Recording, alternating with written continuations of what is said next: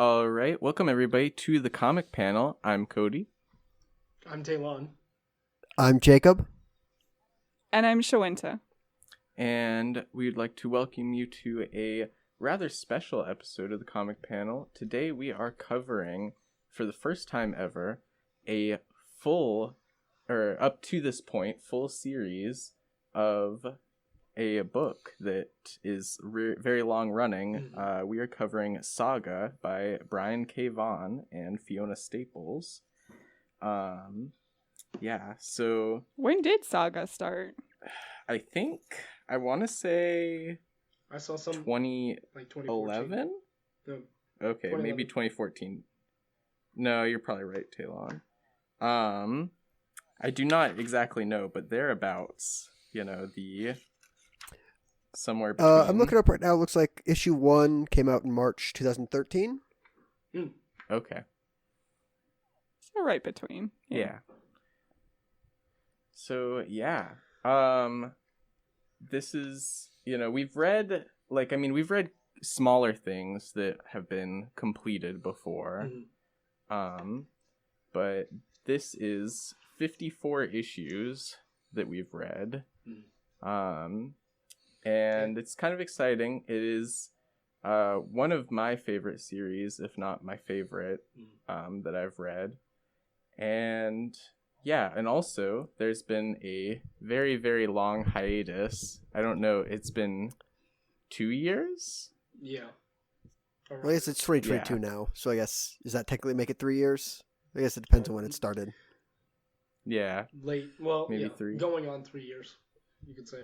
Going on 3 years. Yeah. I will say, technically, we have covered all of these issues before. Just, we were covering them in, books. So. Right, and Jake and Shawenta were not with us when we covered it. So you guys read up to this point. Yeah. For a previous show. Yeah. And so it was already on a hiatus by then, huh? Yeah.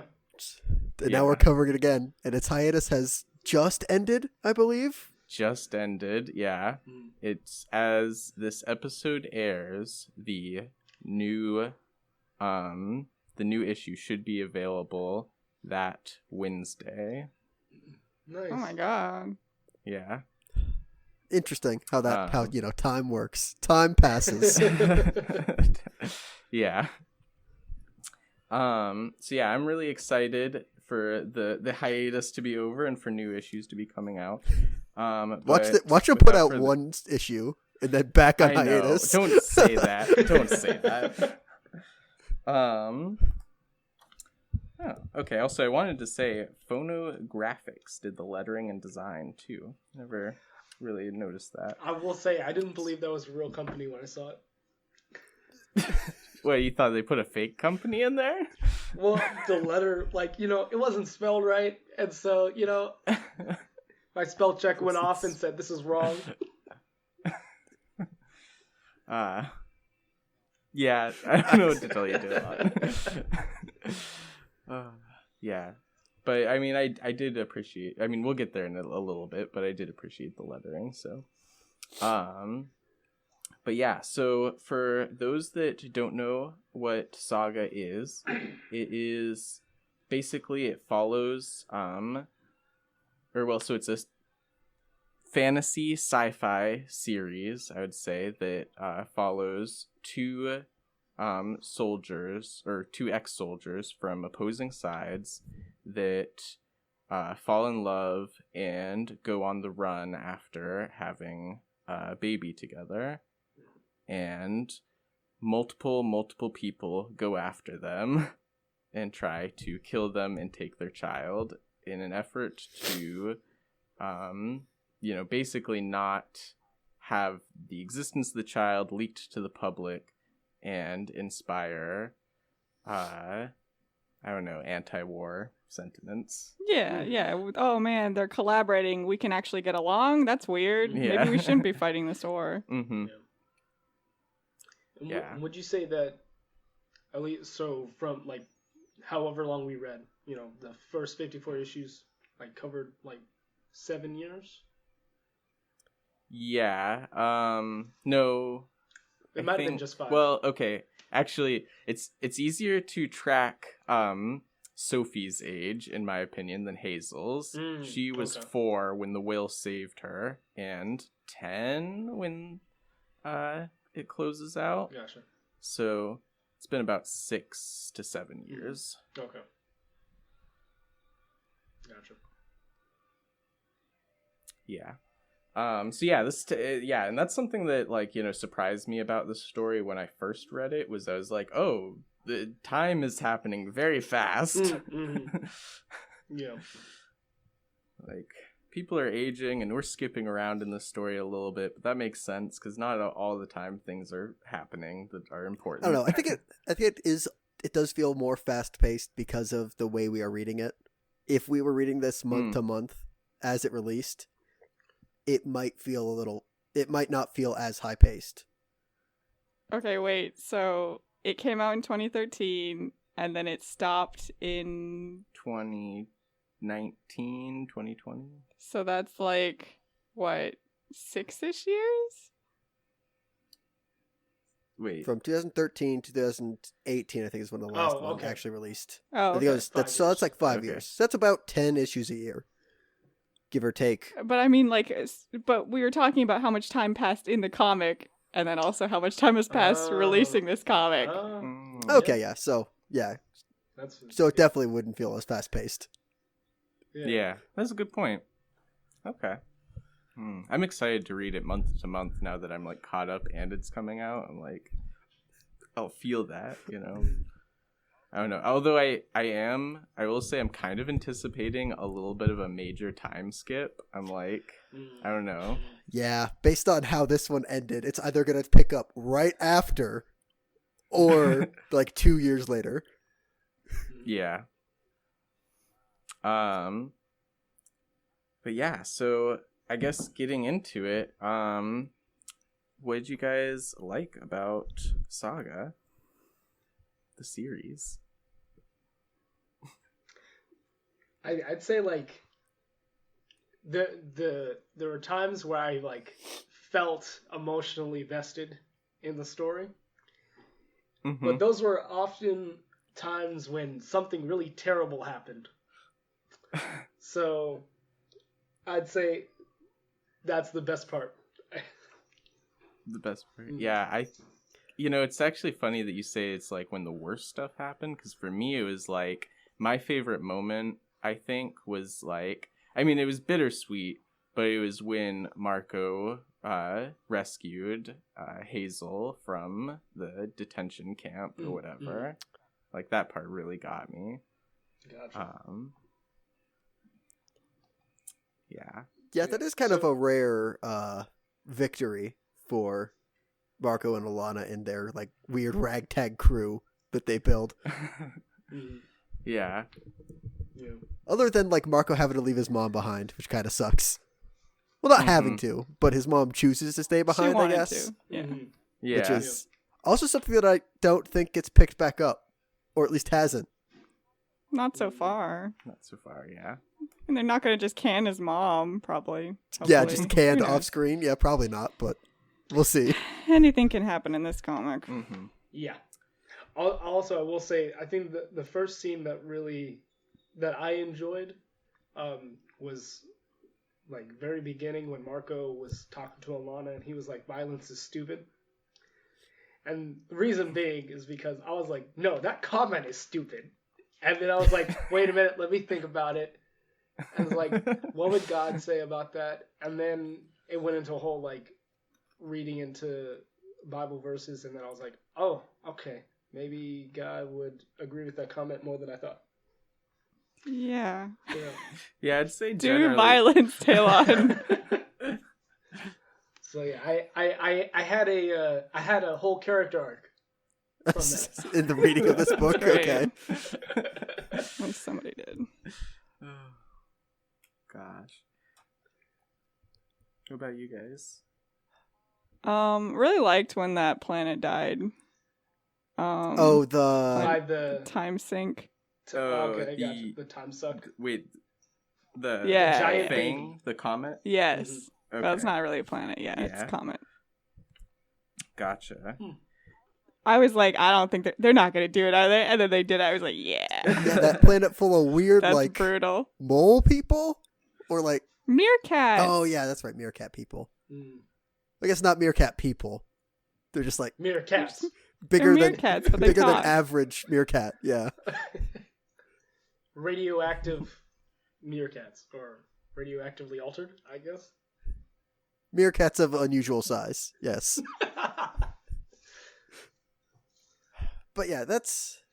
I guess I'll piggyback off of that. I do like... There are a lot of interesting concepts in this book that I don't think get enough time. Pretty much.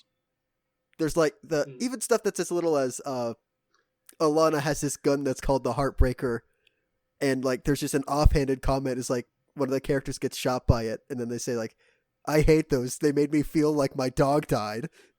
It's like, man, that's such a That happened in the beginning. that's such a and then we cool don't get to see concept that of like again. a non-lethal weapon that doesn't even like hurt you physically. It just hurts you emotionally. Like, man, that's so cool. And then we And don't it was see it called ever again. The I was Heartbreaker? going to say, Yeah. yeah, that's the first gun she has, or whatever. Gotcha. Because, Marco's trying to be nonviolent, or whatever. Mhm. He's like, I'm not going to use this sword, immediately uses it in, like, the next battle. Yeah. Yeah. Also, with that gun, it didn't work on androids, or whatever you would call those TV people. Yeah. I think they're The the robot. Machine Robots, Kingdom. there we Am I misremembering that? That was Robot Kingdom, I think. Oh, okay. Yeah. But I guess either could Do you like how the king is just a giant plasma? That's another Yes. thing. It's like another concept that's not like shown off enough is like the idea of the hierarchy of your machine life being like how big and how advanced their screen is. Mhm. Because the Oh, are you sure it's that? I mean the Well- prince is like yeah, but like the janitor we see is like an old analog TV and like a black and white Mhm. screen, or like Yeah. looks like a black and white Mhm. screen. The prince is like a sort of advanced, like kind of old though, like Apple computer looking thing. And then the king we finally see is like this big, huge plasma TV. Mhm. Like that's kind of a cool concept, and I like it. I like the whole like Robot Kingdom. Yeah, I think I liked them. And then, yeah, I like a lot of the side characters. Yeah. Mhm. I like. Because they actually have, like, things they want to get done. Yeah. That is honestly one of my favorite parts of the story. Is like everybody feels so like fleshed out. Mhm. I see Um, disagreement. I forgot to preface this with the fact that I never picked up Saga because everybody in my family's like, don't do it. Oh, Really? It's so overrated. oh, So, raised in a Saga hating family. Whoa. Possibly. And to be raised in a comic reading family. yeah. That's I you know literally what was actually. reading Saga, and one person like walked in and looked at it and goes, "Oh my god, it's so ugly," and then walked out. I Wow. was like, "I'm trying to like Ugly. judge this." I was like, "That's so mean." Yeah. I mean, I don't like it, but it's not that bad. I mean, also, I just disagree. So, it's just like, what? it's just. We're not at the dislike yet. We gotta wait. I took notes as I read it, and so we get to see me devolve over 54 issues. And the notes weren't very, like, complicated or whatever. They're really simple, like, I like this, and then later on, I hate this, or, like, I like this. So, there's notes of, as soon as the brand showed up, I like the brand. I like the Will. I like Lion Cat. I hate Yeah. Lana. Lion Cat. Okay. Lion Cat should be on screen way more. Or on screen, on page. Every time Lion Cat isn't on the page, everybody should be asking, "Where's Lion Cat?" To be fair, the Spider Woman, whose name the Stalk is kind of ugly. The stock. Oh, it's I- just I- a weird, Yeah, creepy no, Spider Oh Woman. yeah, Don't when, like when it. she came up and I wrote, "I hate spiders. Why would they do this to me?" Oh yeah, it's Okay, so actually, I did like ask each of my like family members who have read it to some extent, like why they didn't like it, and I mean we can talk about that. One of the things that came up though was, I can't believe they killed the spider lady off so quickly. So you're like, you hate spiders, but you're gone too soon. No, I mean that wasn't me. That was someone else saying that. Oh, okay. Yeah. I don't need to see more spiders. Yeah, and honestly, she kept coming back, not like in life. But as the Will's like conscience, so it's like the two female characters, like Sophie too, like being just centered around him. I was like, she's really interesting. I'd like to have seen her elaborate on her own terms, but I also did. Well, no, okay. This is the part where we talk about what we liked. I can't go into my notes. I can't. Fair enough. It's about to do it. Yeah. Devolve. Yeah, So did we actually? Are we able to talk about what happened in the last issue? Yeah, absolutely. Yeah, I it's guess cool of Marco to die. I hope he does permanently die. I don't want this to be a fake out. That's what I'm gonna say. I can't tell if I like or hate this ending. I will say, like, it is in one of my best scenes list, but again, because it elicited an I forgot. I don't know. Emotional reaction. Elicited. Yeah, yes. Yeah, an emotional reaction out of me. So. Yeah. Yeah. I think part of why I think I might not like it, which is, again, this is kind of getting into that territory. It was like, this is the last panel you saw for like 3 years? Man, I'd be upset. It is upsetting. I thought about this book a lot in the last 3 years. Like, it just like goes spans of time where I didn't think about Saga, and I was like, oh man, I miss Saga. And sometimes somebody would talk about Twitter, or would talk on Twitter and be all like, yeah, Saga's not coming back. Everybody that's all like, oh, the hiatus will end eventually. Like, they're just a bunch of dummies. And I'm like, rude. I do kind of like that energy. So I was like, no, you're dumb for holding out hope. Things have been on hiatus for longer. Yeah. That's silly. Especially... Yeah, some stuff that'll never get finished now. Yeah. You just didn't finish your sentence. I'm holding myself back at all times.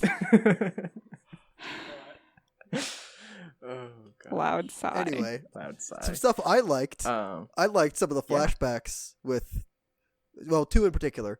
Marco, like, flashing back to, like, his war experiences when he was on that fantasy drug whose name escapes me now. Fade Away. Oh, Fade Away. Fade Away, yep. That was kind of interesting. And, like, we got to see, like, why, because, like, everybody who kind of knows Marco is like, man, this guy's, like, a war legend, but not for, like, a good reason. It is like, we as an audience are like, hey, I wonder why that's like that. What did he do? What happened? And we kind of get to see that. And then the other one is when Marco is in the prison and Alana is reading the books to him while he's like in the forced labor camp. That was also kind of cool. I like that. Or at least it's memorable. I think seeing him on his planet was a nice touch. His like with his family. Like when he was a kid? It looks vaguely peaceful, and then his parents are like, this looks peaceful, huh? Well, we're going to show you what happened here, and then just expose your child to war terrors or whatever. Yeah. There's some parenting choices. I do want to go into, so there, when he's talking to Alana, I believe in a dream, where he's like, I hit a woman one time. And so... Oh, yeah, I remember. And he goes back into that flashback of what happened. Now, see, when I read I hit a woman one time, it didn't register to me, like, how gruesome that would be. So I was like, oh, so, like, do you hit her on the shoulder or something? Like... Okay, refresh my memory. Which part is that? So it's when... So we don't know this quite yet, like as you're reading, but he's high on Fade Away for the first time, and he's actually reliving an argument that he had with Alana already while she was pregnant, and basically he's saying that he caught his neighbor girl basically like practicing fire spells on his dog, which is messed up, and that doesn't get enough like. Yeah, like to true. be fair, Marco didn't do the right thing, but Like, weird. Well, that's the whole thing, of course. Like, he didn't. I mean, he's the main character, so they gotta, like. They can't make him totally wrong. So he has, like, a reasonably rage-filled, childlike reaction to it. Right. So, with knowing that, oh, okay, this child did something to hurt the dog, and so him hitting her, like, to me, it didn't register, like, how bad it was. And then they showed her at the door, and I'm like, bro, you didn't hit her, like, you beat her. Like, yeah. To me, that seeing that just, like, registered on a whole nother level. I was like, yeah, that's a lot more. Well, that's the good part, right? Like, you see what a character says versus what, like, you interpret actually happened. Mm-hmm. Yeah. Good, I mean... yeah. Whether or not that's a good thing is... I wasn't making that point. Yeah, I mean, I think that, like, for me, it was, like... Yeah, I didn't completely register, like, how off the handle he went, but, I mean, that's kind of what he was trying to say, I think. And then it really drove it home, though, that it's, like... You know, and I think we see later on... when he's, you know, he basically is, stopping the thief at the convenience store. You know, he kind of just, like, has these, like, fly off the handle moments. Yeah, it seems like that does add context. Like, it's not just something that happened, like, once he was in the war. Now, whenever he does violence, like, he has, like, a stress response. It's that, like, that scene establishes this is something that has happened to him his entire life. But also, like, yeah, the whole thing with the thief in the convenience store, when you first see it, you definitely think, oh, this is him just reacting to the stress of, like, being separated from, I can't remember who he's separated from at that moment. Like, maybe Alana, maybe both Hazel and Alana. Yeah, everybody, because he's with Robot 4 and that weird tree lady, Goose, and Yuma. So yeah, the fact that at first, when I first had the whole thing about Marco, where he was like, no, non-violence, and that whole thing, where I thought it was gonna be like a wimpy pacifist kind of thing, and then the moment he, like, breaks his vow immediately, and he's like, gonna use my sword, I was like, oh, okay, fine. Like, you know, there's no he didn't stay steadfast, kind of like, oh my god, you just broke your vow immediately. But then to show that that's, like, a pattern, this is something and where he elaborates later on in the story, where he's like, the problem isn't that, you know, violence is hard and I don't want to keep doing it. It's too easy for me. Yeah. And I like it. And so, you know, that being his problem, I thought was a lot more interesting than the usual pacifist route people tend to take. And it's a little bit like a stumbling addict, you know? Mm-hmm, yeah.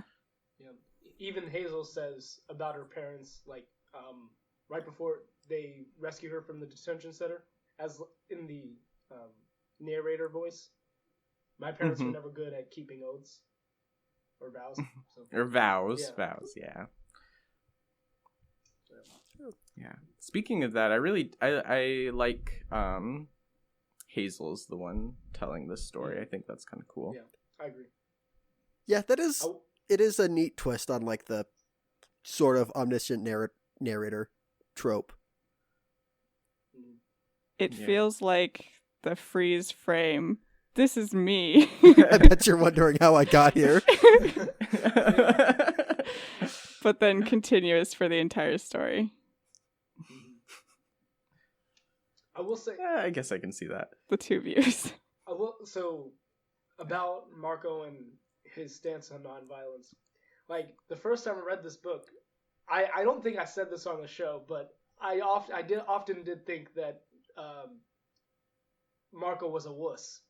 and so I was like, but, like, understanding, like, where he's coming from with that, and him having that stance of it's easier to be violent than to be nonviolent, you know, to find peace, that kind of thing. Like, I can resonate with that a lot more now than I did the first time I read this.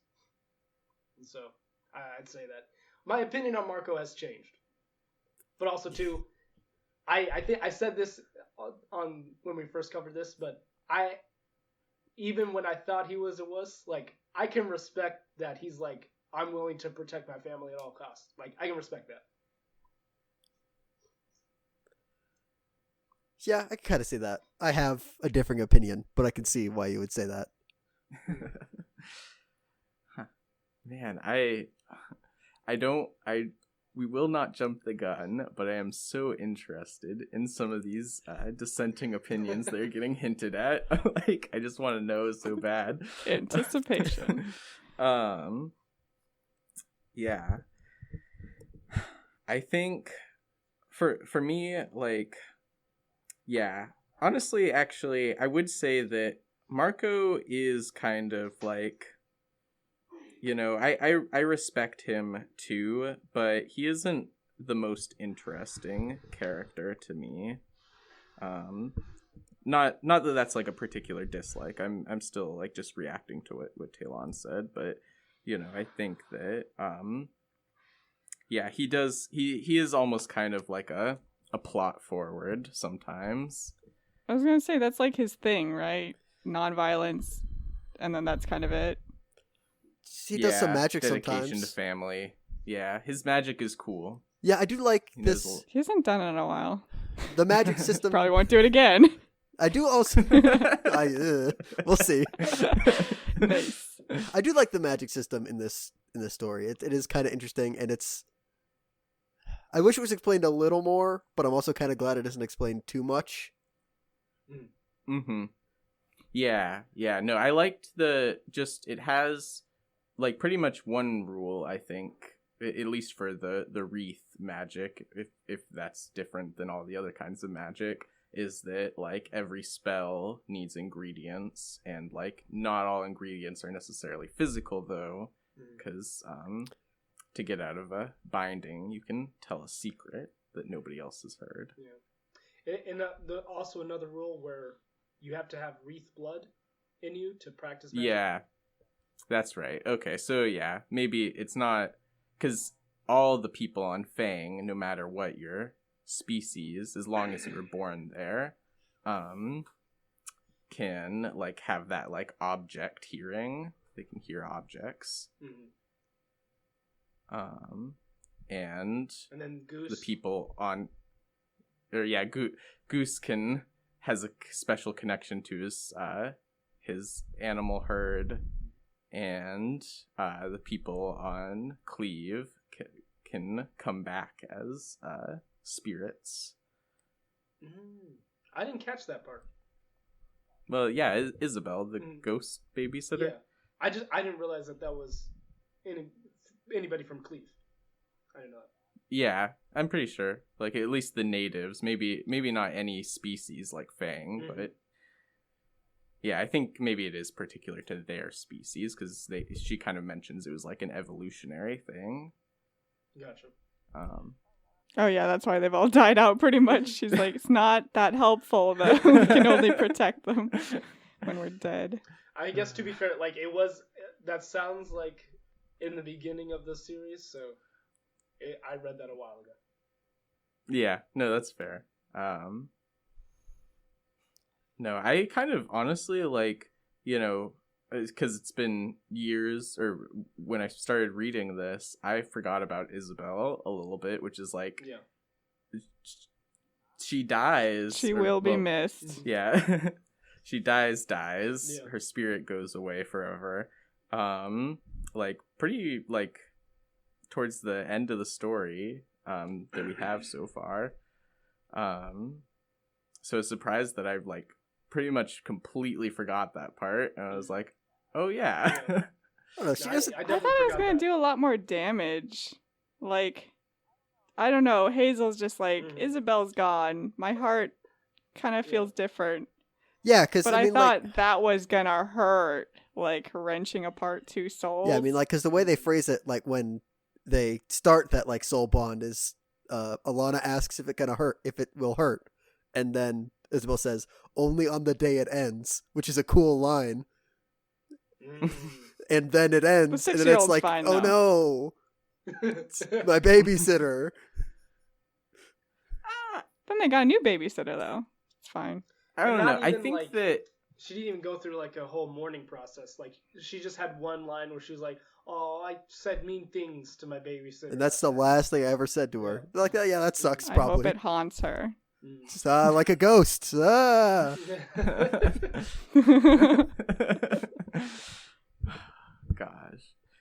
I don't know. I felt like I kind of, maybe they should have spent more time on it, but I thought that it seemed kind of painful just in the moment though, and they kind of were dealing with the whole comet dying and their new meerkat friends dying. Yeah.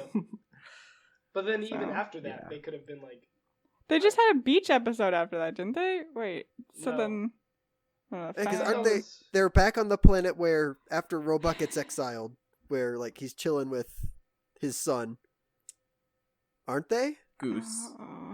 Oh no, is it? I thought. Oh no, the end of this book gets kind of like wibbly wobbly because like they have to get all the main characters back together, Was that including those reporters who like I just don't vibe with, like the who? The reporters, the tabloid reporters. I was gonna say I think I like the reporters. They at least have like a goal they're headed towards, even if half the time they're like, their whole problem is just like, we really want to tell this story. We really want to. It's just such a weird dirtbaggy motivation.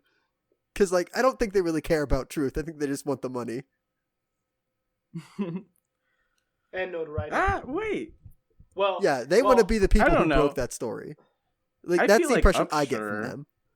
Upshur has the impression that, you know, he cares about, like, the, I don't know, sanctity of reporting and, like, revealing the truth. Is that the writer like or the that. photographer? The writer. No, I didn't get that from him. I would have got that from the photographer, but not from the writer. I mean, the photographer definitely, like, taunts the other guy about the truth. Like, weren't we supposed to be, you know, focusing on what's the truth? Isn't that all we want to tell? I think at one point. But then he dies, so. Doff, okay. Doff is the photographer, right? Okay, yeah. So I think Doff was more the let's go for truth, where Upshur was like, no, I just want the fame and notoriety. Typical writers. Only want fame. Interesting. I'm wondering now if, like, I just misunderstood that or not, like, because I really did think it was Upshur, but I'm like, maybe I got their dialogue balloons like mixed up. Oh yeah, that's probably also the other reason I don't like them, is their dialogue is like a weird like periwinkle blue. Don't like it. Don't vibe with that. Oh. What do you think though the dialogue boxes were like? Are they thinking to each other? Because that's what. Oh yeah, that's the other thing. Don't like how they're it's little structured. Fish people. It looks like they're thinking things, but they're saying things. Don't like that either. Don't like the color. Don't like the shape. Because they live underwater, don't like their motivations. Isn't it? So like, it's bad. I'm unaware. At least their planet. Yeah, they were living underwater. See, I don't sympathize with them, but I like them. I like them because at least they're like headed towards. But something. yeah, they do have motivation, so I can't fault them for that. Yeah. They have a thing they want to accomplish. Yeah, no, I would say, like, reading back, I think I forgot a lot of this book, such as Doff and Upshur, Isabel, Yuma dies. Yuma. It's pretty cool of her to die for us. Yeah. Yeah, they don't really spend I understand it's like it is a high stress time for Marco and Robot. But like even Goose is like he's the most visibly sad about it, but they only spend like a couple pages where it's like, oh man, Yuma, that person made of wood, went into the furnace to fix the fuel leak. Now not made of plants. Whatever. She was high, it was cool. At least like the writers wanted it to seem like it was cool. It's like a heroic sacrifice, but also she was kind of a dirtbag. Yeah. Maybe that's why there's no tears shed. Well, on Marco and Alana's side, yeah, sure. Actually, I guess. I mean, Alana didn't even get to hear about it, did she? I mean, she probably knows by now, if I had to guess. Mm-hmm. Yeah, I mean, there definitely is things like, you know, like when Robot, they go back to the place with the lighthouse that Oswald Heist was at, and Robot is living there. And he talks about, like, you know, saving Marco from his fade away overdose, and she's all like, what? He's like, later. He's like, hey, don't worry about it. So it sounds like maybe that whole adventure didn't really get talked about. I mean, I guess, yeah, they probably didn't have time, because they went immediately from, like, Marco find his wife and daughter to wife and husband try to find daughter again. So there wasn't a whole lot of downtime in between. Yeah. So maybe they don't know. Yeah. I mean, that's in the entirety of Hazel's life, right? I'd like to be found, please. Yeah, pretty much. Well, yeah. Just crisis to crisis, pretty much. Mm-hmm. Yeah, running away from people, being separated from people. And you know what, like, really, like, hurts me is the fact when Alana and Hazel got separated from Marco the first time, Hazel, in the narrator, was like, and that was the last time I saw my father, and it would be years before I'd see him again. And I'm like, oh, that's rough. So, like, when he reunited with Alana, Hazel already left with her grandmother. Like, they were already gone. Yeah. Yeah, they're taken. Was that... Yeah, there's that whole thing with the robot killing the robot princess, taking the new baby. Mm-hmm. Yeah, which I thought was going to be And like he a died. dream, where it's like he woke up and he's like... I thought it was just going to be a one-shot. It's like how much it sucks to be like a lower class in the robot kingdom. And then it's like, Nah, it was cool, nope, though. this is actually happening. This is a new plot line we're throwing in here. New logs on the fire. Keep going. Yeah. But then he died. He's like, people should hear about this, and then Robot kills him anyway. I will say that scene where the robot kidnapped Robot 4's son is my second favorite scene, or second best, I say. Not because I not because it's good, but because it elicited an emotional reaction. So wait, so say the scene again. Which one? So the robot named Dango, who was the janitor, kidnapped Robot 4's son and killed his wife. Gotcha. And talked about how his son had died. Yeah. Well, do you want to know his last words? And he just shoots her. So I don't remember. I don't remember. No. Oh, yeah, that's right. Yeah. No, that is the thing. He goes, do you want to know what my son's last words were? And she's like on the edge of her seat, like, what was it? He's like, I don't remember, and shoots her. Yep. Oh, that's pretty cool. Yeah, it was really cool. And, you know, that kind of, like, that's something that I really liked about this, too, is that they have a lot of really good dramatic page turns. Oh yeah, I think my favorite is like the end of volume 2, where Robot has gone to the lighthouse, and he's like interrogating the author, and then like the page turn, and it's like, oh, they're upstairs the whole time. Oh yeah, it's like, uh-oh. I don't know.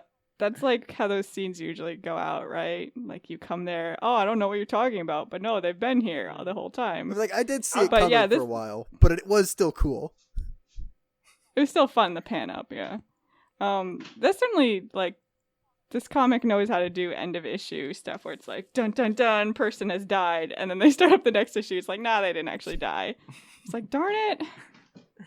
Stop faking me out. And then they stopped faking you out towards the end of the issues. Like once you get towards where the hiatus started. Yeah. They stopped faking you out. Hopefully. Robot better be dead. Marco better be dead. Don't fake me out. Stop lying to me. Yeah. I feel like they're really going to be dead. I mean, Robot probably is really dead. Marco, it's 50-50. I don't know. Really? I just, yeah, I don't know for sure if they'd pull that. Because, like, but that's only because of, like, extra reading. Like, this story came about when the author was having his first daughter. And then, like, he realized, like, the people, it was in 2012. And he, like, realized that the people who were telling him to not have a kid because it's a bad time was, like, the same messaging he was getting about starting a comic for the first time. And so that kind of makes it seem that like Marco's kind of like a stand-in for him. So I don't know if he'd kill his own, like, not self-insert is probably the wrong word, but like his position in the story. Like, I don't think he'd kill him, but maybe. I'd leave a lot of luggage to Alana. Yeah, I don't know. It's just like, it is that page turn, basically the last lines are, Hazel's narration. But thanks to my parents, at least I get to grow old. Not everybody does. And, Marco is like, just staring straight ahead. That's like, what I with a mean. big It's going to hole. feel cheap then. Again, if they like... I don't know. They still could do Go it. Like, for it I'm and then not don't go saying for they it. absolutely won't. I don't know if they would. Yeah, no, it is a risky thing to take. Like, because, like we said, Marco's thing is kind of the non-violence. And Alana's thing is she has wings. She likes that book a lot. And she's fine with No. violence. Yes. Yep. Yes. Yeah, she's, she's like a, She has room for elaboration. We haven't seen any real Yeah. backstory from her. They, like, interviewed her family once, and she looks kind of emo in her... Yeah, because her dad what a remarried scumbag somebody that was, Oh. somebody that was near her age. Oh, yeah, that was weird, but Yeah. funny. Wait, does that make him a scumbag? I love that. Well, that, and also, she talked about how he beat her real mother. Okay. I don't know. I was focused more on like marrying somebody who's the age of your daughter, which pretty much means you Oh, groomed yeah, that we went person. to preschool But yeah, together or something. Yeah, I don't. summer camp. That's not necessary. that's Please. no. That's I mean, she does do the whole thing of like, no, we met later on, but it's a typical kind of comic thing, or not even comic thing, story thing, which you are supposed to think the father's weird and creepy for even like becoming interested in someone that much younger than them. Mm-hmm. Whether it is or not is like up to the story, I guess. Mhm. well, I'm gonna keep calling him a scumbag because he only appears. Actually, wait, does he even appear on screen or on page? I don't think No. so. Yeah, I'm In gonna the keep picture. calling this off-panel dad a creep. Yeah, Yeah. That's fair. Until we see otherwise, but I mean, honestly, Alana calls him a creep, and she's supposed to be our perspective True. in a lot of this, so... yeah. But yeah, I mean, I do agree. I think that there's probably more about Alana's backstory. It's kind of like... Yeah, I guess it is kind of like, this is... Maybe that is kind of a sacrifice of... this kind of being Hazel's story, but not because she's so young, so she's telling the story from the future, but a lot of it is obviously about her parents, and it's not that she obviously does know things about their past because we get those flashbacks, but they're kind of few and far between because, that's not where she is around. And something that just came to my mind was Hazel often, as the narrator, says like, "Oh, I didn't grow up to be like this super famous like war hero or anything. Like, I'm not anyone important." And it kind of like makes sense to phrase it as her parents are the important ones. Like, and so it's about them, not about her. I mean, I just figured that eventually in the story they're going to stumble across a bunch of kids who are just like her. And then it's going to become more about like the people who are like her than just her. Because she can't be the only one. I mean, that's also kind of the typical thing, right? Like, I'm an outsider, I'm a mutant, I'm so weird, I'm both these things. And then you find a whole community that's like you like that. Yeah. I don't know. I'm kind of, I don't think it's gonna go that way because I think it's in the first or second volume. It's when that like weird winged spy guy who also does not get enough like attention in this book. Special FBI agent, guy. Yeah, like he's talking. I think he's talking to the Will for the freelance. Like, this is not the first time this happened, but they never get past like 6 months, so it's fine. But we want to we'd rather you take care of this sooner rather than later. But that's also like the thing he loves to say, right? He loves to like misdirect. His whole thing is just being FBI agent who swoops in and like covers things up. Yeah, I wish we saw more of him. He's Really? Yeah. I don't think he'd bring that much more to it. No, I thought Agent Gale was kind of like, whenever he showed up, I was like, oh, this But, guy. like, He's I just, mean, he's I just will there say, to like shove things under a carpet. I'm fine and, with like, him, like how he is so far.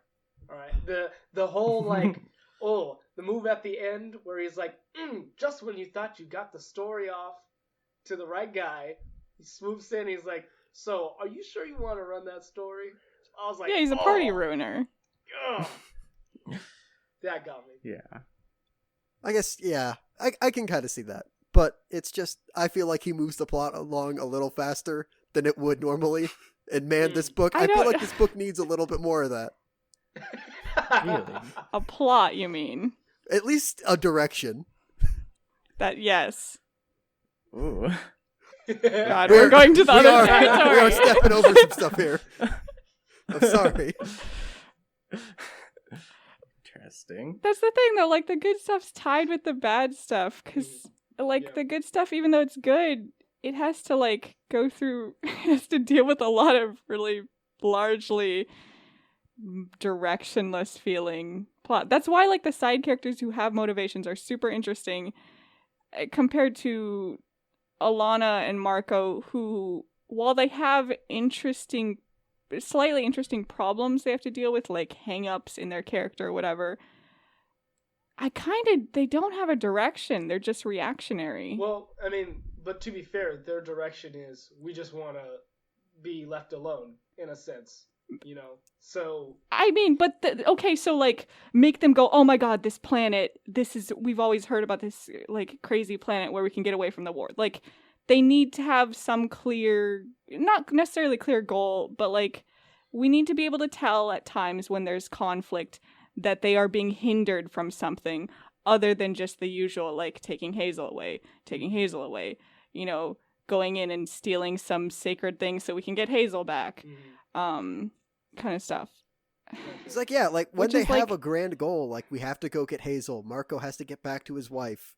Like, those are the best parts of the book, like, when they have a goal and they go and get to it. But, like, when they're spending 6 months on a comet to then just, like, have a freelancer show up to get the plot started again is kind of bad. Huh. But that's also the thing. Once they get Hazel back, and then it's like, okay, is the story over? Like, at what point do you know that the story's over? Is it most likely, in the grand scheme of things, it's about the war. The war is going to be over, or some big thing is going to happen about the war. But it's just not super clear. So, like, do they get Hazel back? And Hazel's like, and then I lived happily ever after until another bad thing happened, which makes it feel more along the lines of a TV series, kind of like, come back for season 2 when new things will happen. New complications. I don't know, it's hard because it is, you could kind of say a little bit more like it's slice of life almost, because they're very interested in the world building and stuff. Yeah, no, I guess I see what you're saying, and I think that's like, maybe that's something that I enjoyed about it. Like, you know, because, like, you know, where it lacks, you know, like a very solid, like, through line direction at points, it feels like very, like, real, I guess. Yeah, so there's, like, breathing room. It's definitely a different genre kind of thing. I mean, I think we discussed this slightly with, like, Dungeon Meshi, where it's like they very clearly have a goal to get the sister back from the dragon, but they're taking their time a little bit getting there. Like, there's stuff happening in between and, like, kind of day to day having to deal with, like, that kind of stuff. Yeah. But I would wish there was just a little bit more of an overarching thing where, like, we want to eventually make it to this one planet and we'll be safe there. Even if that's not the truth, even if they go there and they find out that's not. They're at least, you know, we almost got there. We got put off the way there. But there's just... Yeah. I will say, like, I mean, that was their first goal in terms of going to see D. Oswald Heist, which is the author of the book that Alana loves. Like, that was they were like, okay, we see this guy and we'll have peace. and all that. But, and then the other thing I'll say is that I agree with you, Shuenta, that to have compelling characters, like they need to be actionary, if that's a word, not instead of reactionary. Proactive. Yeah, there you go. Take control of your situation. But I guess, like, to me, I don't know exactly what they would do. Like, I think of it in terms of, like, what I would write into the story to make them act, be proactive towards a goal. Like, I mean, I feel like there are not many other places where you could go. They'd be like, we're getting away from the war. Yeah, it seems this is up to the writer, right? Like, yeah. he has added so many random things in there. I'm not saying that super meanly, like, random, but it does at times feel very, like, anything could happen, which can be very exciting for readers. For me, it feels a little bit like there is no real logic to stuff. Because now we have centaurs, and then we have this. I mean, it's space, though. Like, so there's two ways of looking at it. But, so there's got to be some sort of mythos there. There's got to be something, like, if they went to Oswald and then, like, he told them about something, like, there's the people from the revolution here, or, like, we only get to hear about the revolutionary people once they actually show up on screen, and they're like, oh, can't trust them, they're bad. It's like, okay, like, why didn't we hear about them before? Like, did they discuss seeing them? Like, this is something that could clearly be written, like, into the story. Gotcha. Yeah. I mean, just because we can't see how it would be written into the story, I feel like is in itself kind of a failure of the world building. I don't know. Gotcha. I mean, yeah, I am of two minds, because I'm glad they don't stop every, like, 6 panels to, like, to talk to the audience about, like, what this new thing is. But, like, I would appreciate, like, a little bit more. Like, I appreciate that, like, the magic system isn't explained. Like, that's fine. But other stuff, I could use a little bit more explanation on. Or just, like, maybe, I don't know. I feel like it could be better woven in some of the talk about things that show up later, because it does at times feel like things are just suddenly this new thing that we're going to hear about that, like, feel like something very normal in their universe, so I feel like it would come up at some point previously. It's a very unexpected new thing.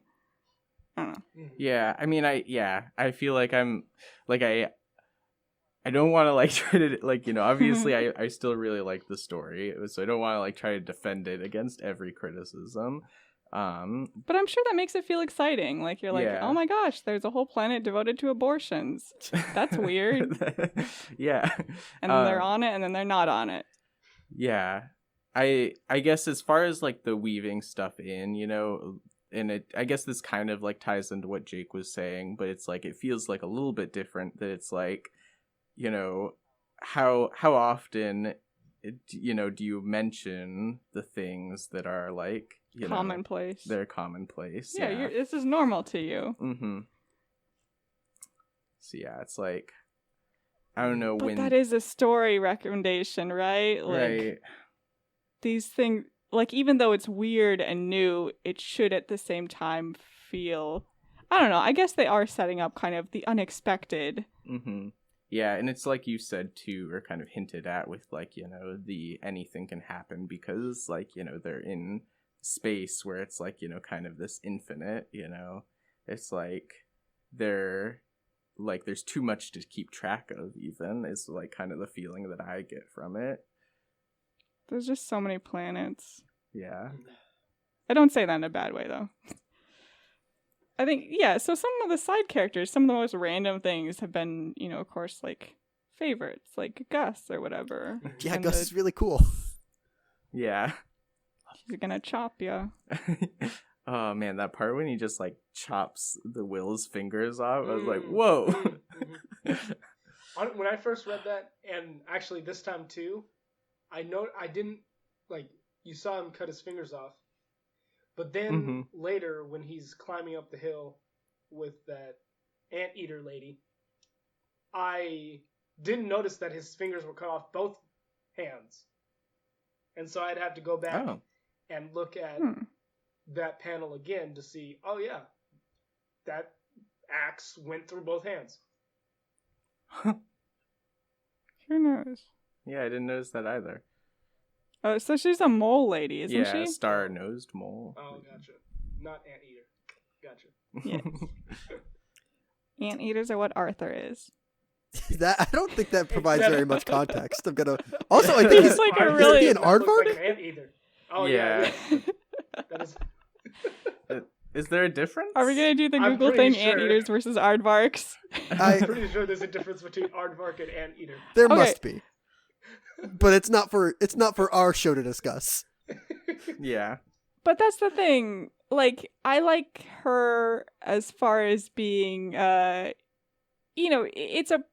a good character to have, especially for a mercenary type, where thing I did in the past that seemed like incidental to me comes back and bites me in the butt. Yeah. Okay. So we're talking about that lady. She's talking about like you killed my fiance, It's just some dude. and I was like, huh? Did we ever see that? And so I went back Yes. and to that scene, and he actually say his name. I'm like, what? Just some random dude. Yeah, he's the guy, or he's, Foreshadowing! yeah. He's all like, you killed my brother. Or was he the brother? I don't know which one. But You know, for somebody, and I'm speaking as myself. Oh, his name was Hector. There we go. For somebody who It's such a normal like, name yeah, for a weird star-nosed mole. mole man. Who's a gangster. yeah. For someone who like tries to make a note of every time something is named, that went over my radar. Like I didn't. See, I normally try to keep track of names. I don't think I learned Alana's name until issue 14 or something. I was like, what is her name? And then they finally said it again. I was like, that's it. Gotcha. dang. And But, then I mean, she says Marco's name a lot. Mhm. So, yeah, Marco. I will admit, actually, there was a time when I forgot her name. I got this giant book and I was like showing it to somebody and I was like, what's her name? And I was all like, this is just a blurb about how good it is. It doesn't actually talk about like the characters on the back. That's all you need when you're a critically acclaimed book. Yeah. And I was all like, and then I started flipping and I was like, what's her name? Gotcha. Oh, can you hold up the book that we can see? Oh yeah, sure. Is that all the issues? Yeah. Interesting. Gotcha. So Huh. thick. That's Yeah, 54 it's issues. It's about like I'd say that's an inch and a quarter. It's 5 years somebody's life. It's like on Comixology, it said it was like 1,013 pages. Oh, I was wondering how many pages it was. All right, so this Yeah. is a bit more of a meta question, but since we are talking about like the size of the books and how many issues it is, the author has gone on to state that where it is right now is the exact halfway point of the book. Yeah, that's usually when you do the big reversal, right? So Marco dying could be a huge reversal of the stakes, whatever the stakes are. Yeah. Mhm. Hazel's life, hopefully. Do you just not like Hazel? Is that what I'm picking up? I'm not a big fan of this book. I mean, yeah, fair. So, it's about Hazel. I guess I'm not holding it against any character in specific. I just don't like the book. There's nothing wrong with Hazel. She's a child. She narrates way too much, though. Boy, yeah. I'm not a big fan of narration. She really does and sometimes pontificate. it's like illegible. She's Well, a that's writer. the thing. Oh my god, she better turn out to be a writer. That'd be great, actually. I don't know. It helps with the fake outs where she does like the dramatic narration. I mean, I can't think of a specific one, but obviously she does it with Marco, and we're hoping Marco.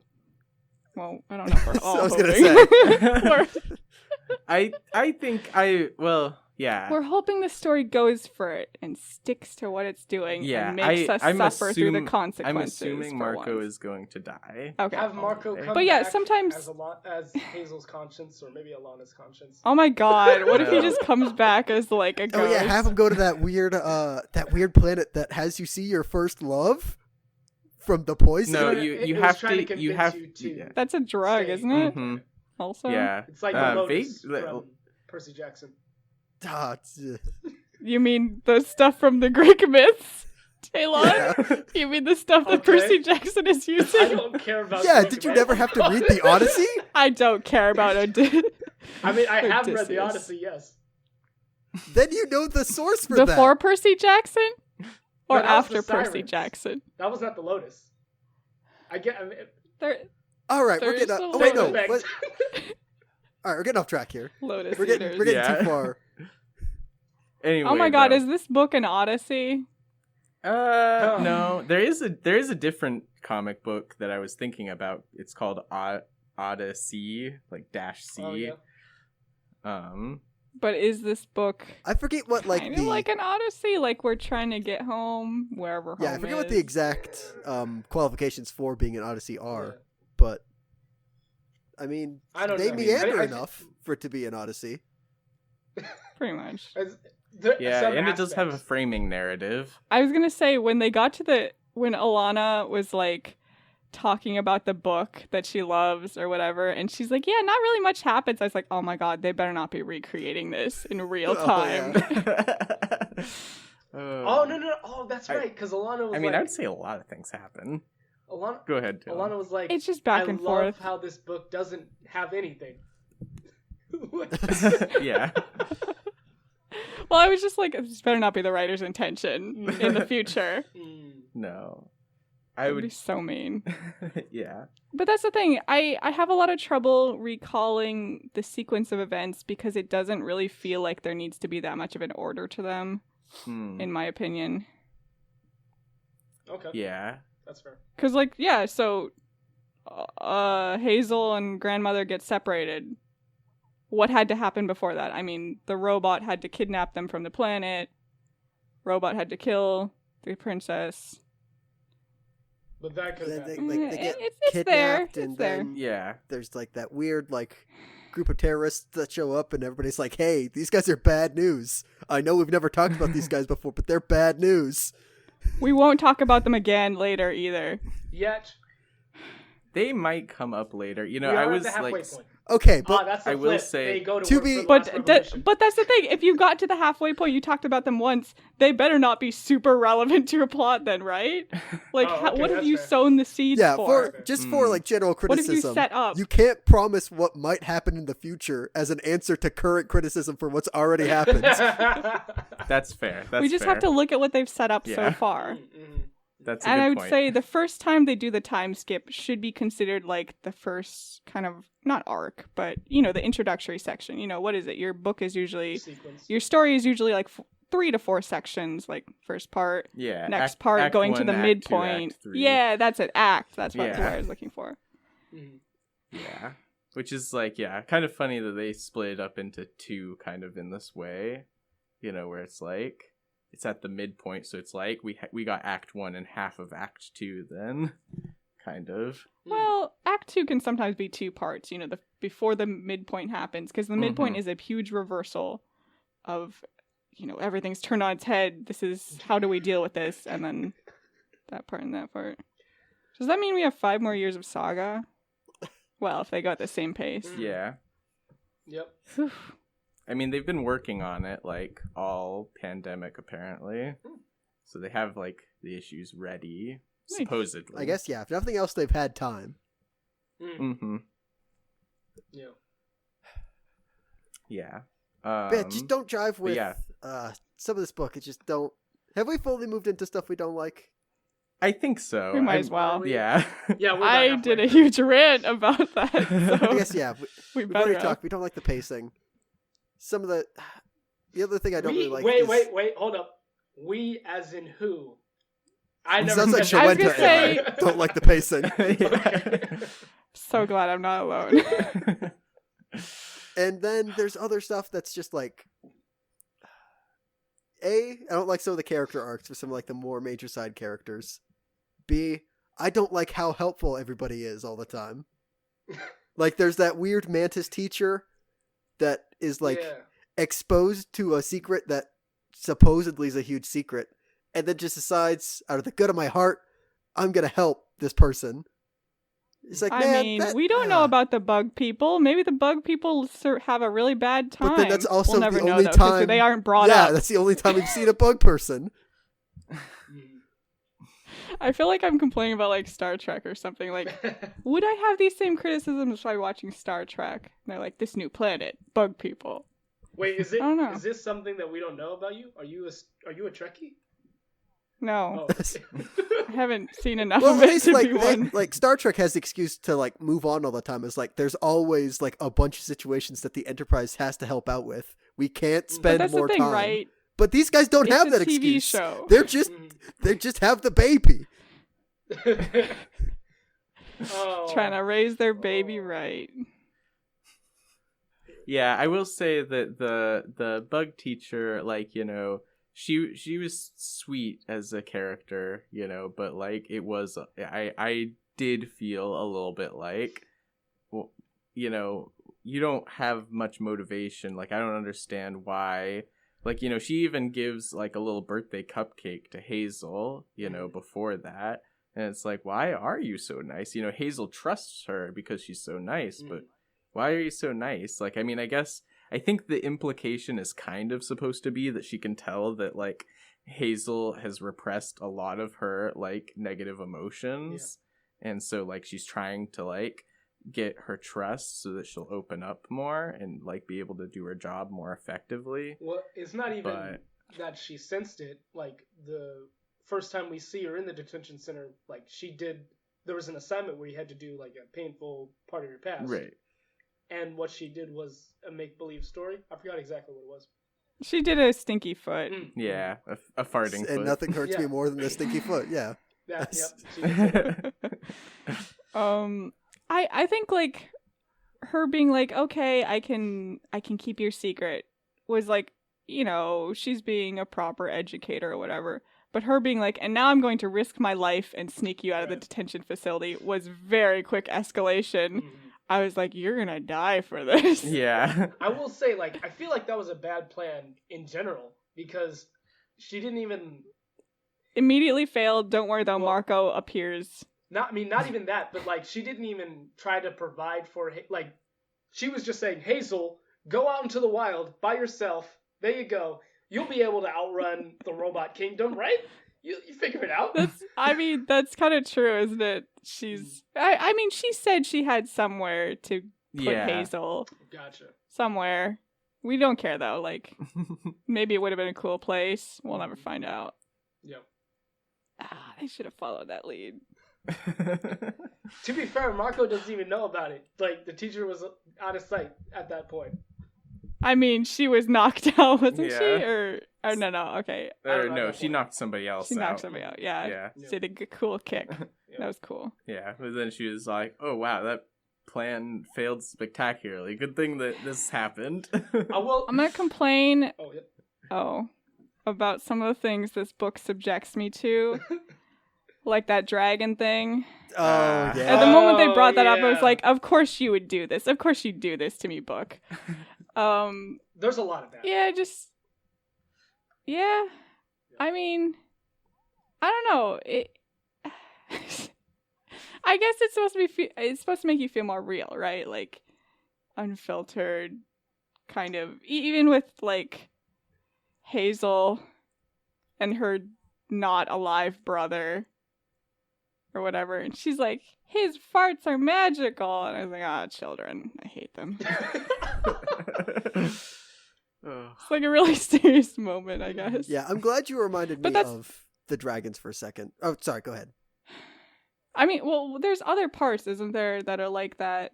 Yeah. Where it's very sexual. Mm-hmm. Yeah. But it feels like, at times, it feels like this is trying to be one of those adult, jokey webcomics, which gets so popular for some reason. And I hate them, as you can tell. I will say, like, I am not a fan of, like, sexual explicitness in anything, but I was like, I don't even think that this is useful. Like, this is just you trying to be like edgy, you know? Like, I felt like they were trying to be funny with it. Yeah, I think at least the dragon and the towards the beginning, I don't think it was a cyclops, but it was a giant, that was Oh yeah, that's after they meet up with the grandparents again. Yeah. Yeah. That one had they try to find Hazel. Yep. Yeah. I think it's kind of meant to be like you said, like kind of realistic but also kind of funny. It's just supposed to break the ice. Yeah. Didn't do it. I guess I get some piggyback off this. I'll speak for myself. But it trying to be realistic and it not really funny, but like it trying to be edgy, I think is like another thing I don't like about this book, but it has to do with like this book's obsession with sudden and unsatisfying character deaths. And I think like the worst one, but sometimes they're fake outs. Don't worry, sometimes we just aren't gonna do it. Is like the death of the Will's sister. Like, okay. Yeah, only a couple of issues after she's introduced. Like, there's so much more you could do with that, and it's just like, man, that sucks. I was interested to see more of this, and you just took it from me for like near to no reason. But that's the thing. A lot of those deaths don't feel like there's that much consequences. People move on very quickly. They're too busy being haunted by the war and whatever. Like, I don't know. It helped Dolphin Upshur. Because they were like, hey, now we can report on the story. Which, allowed them to reintroduce them, which I thought we were done with this, but I guess. We're never done with them. And I guess, the grandfather's... One of them's dead now, though. Yeah, that's true. Man, what if... Okay. Would it be worse? She falls in love with Oswald so quickly. Hated that. Would it be worse if... Like, are you just going to pair off every single character? Sorry. Go. What if they were like, with the reporters, Jake, with what you were saying about sudden, unsatisfying character deaths, just been like, oh, the spell isn't revoked when the brand dies. God, that would have been Upshur so funny. Dies. I would have loved that. That would have been amazing. What if it was her death was like a fake out for a moment? She was, and then they do kill her though, but they're already dead. So well. God, that would have been incredible. Yeah. Like the cutaway, like, oh, we learned that whatever her freelancer name was, they died. It's like, oh, but we don't know if that takes away the spell or whatever, the poison. And then they just like lean out of the door and talk to their officer, like their editor in chief, and then their heads just explode in the office. Oh man, incredible! But then they bring in a new pair of reporters and writers, and those people pick up. They're like, man, they died mysteriously. Gosh. See, I would have enjoyed that sudden death. That would have been fine. I think the whole thing you're saying about like its obsession with being like those edgy sexual scenes all of a sudden, which like there's a difference between realism and just being like, and then we put it in your face, and like, because it does feel very much that it's supposed to elicit some sort of reaction out of me of being like, oh my god, I don't know. Yeah. It just, because the pacing too, it is always supposed to be, it's a big cutaway, and then it comes out, oh, she's just high on fadeaway, or she's just dreaming, or he's just having a hallucination or something. And also that also coupled with the fact that this happened early on, and I was worried it was going to continue. It didn't super continue, where, there's Alana and Marco. I can't remember. There was one other couple, and then there was Marco's mom kind of falling in love with Oswald, Cyclops guy. Yeah. Oh yeah. Immediately, and like the narration being like, but she would love again. I was like, oh. Yeah, that's another thing. It's like, again, character commits the cardinal sin, doesn't tell their family about their terminal illness. Man, that sucks. Oh my god. That's bad. It was the Will and Gwen. Gwen and the Will. Yeah. Oh, yeah, that too. And she's like, don't touch me again. But then it comes out that she does like him. I do like the fact that in Will's like delirium or whatever, like the stalk was like, "Hey, she didn't say don't do it again." She just said, but don't then do he's it immediately validated. He's just validated by the fact that she does like him. As she moved on, though. Thank goodness. Yeah. If they didn't do that, I've been so mad. But no, what if they meet again and she's like, "But I still have feelings for you, even though we stayed together for like a few weeks." If I can't defend on the future, you can't criticize on the possibility of future. But they haven't put this down yet. I want her to say, "I'm over the Will." Say it to my face, Gwen. Oh, isn't she married? Get now? over that man. Yeah, she's married. Yeah, she is. She's married to like. Actually, that would be kind of a, like, I could actually see that character flip because, like, Marco was engaged to her and then, like, you know, basically. Oh my god. Yeah. I mean, it would be actually tying things together in a way. Mm-hmm. I mean, her suddenly committing the sin that she didn't want, you know, that was committed against her or whatever. But. Okay, so. Oof. I had an overall thought. The overall thought was those pairings together, those like people just getting together, even though they've only been in each other's presence for like 5 minutes. The random sexual like scenes that are supposed to be sudden and exciting, and the character deaths that are fake outs or just kind of we don't get to ever feel the consequences of them. People are sad for like one panel, and there's a lot of scenes that feel like they go the same way as previous scenes before them, which I'll elaborate on in a moment. Makes it feel like a soap opera to me. Like, end of issue, exciting new thing, tune into next episode. Okay. Anything can happen. Anything will happen. Maybe Marco will kiss the ballet dance instructor, but not really. He didn't actually do it. Don't worry. Thank goodness. Yeah. But he almost did. But he didn't. He thought about it. Oh, gosh. Is he going to admit that he almost did to Alana? Not if he dies. Hey, no crime was committed. That's true. I was hoping they would divorce, honestly. Like, I don't know, it'd be unexpected, you know. They fell in love fast. She read him a cool romance book. He's like, "You're the most beautiful woman I've ever seen." They ran away together. Didn't work out. Crazy how that happens, huh? Yeah, I will say, like, the first time I read it, you know, because obviously I knew that they were, like, going to come back together.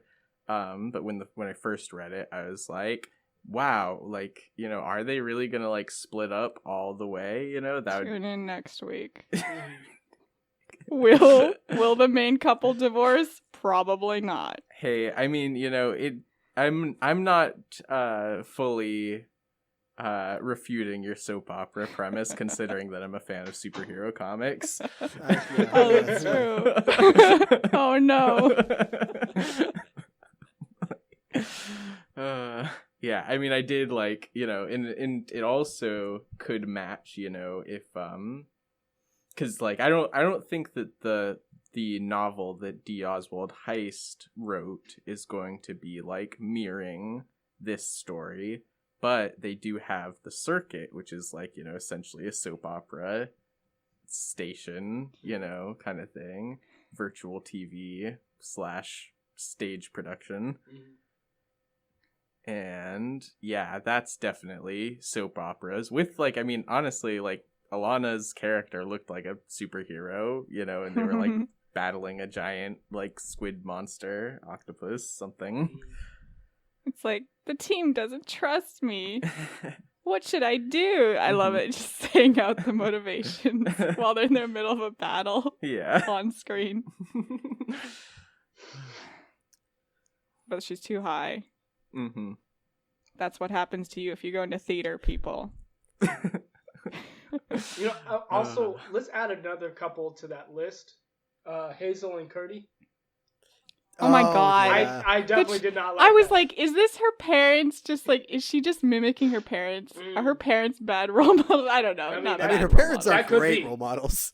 But the moment where she's like, "Can I kiss you?" and I was like, children, Please stop. Well, I mean, it's like I don't see where Unrelatable to me.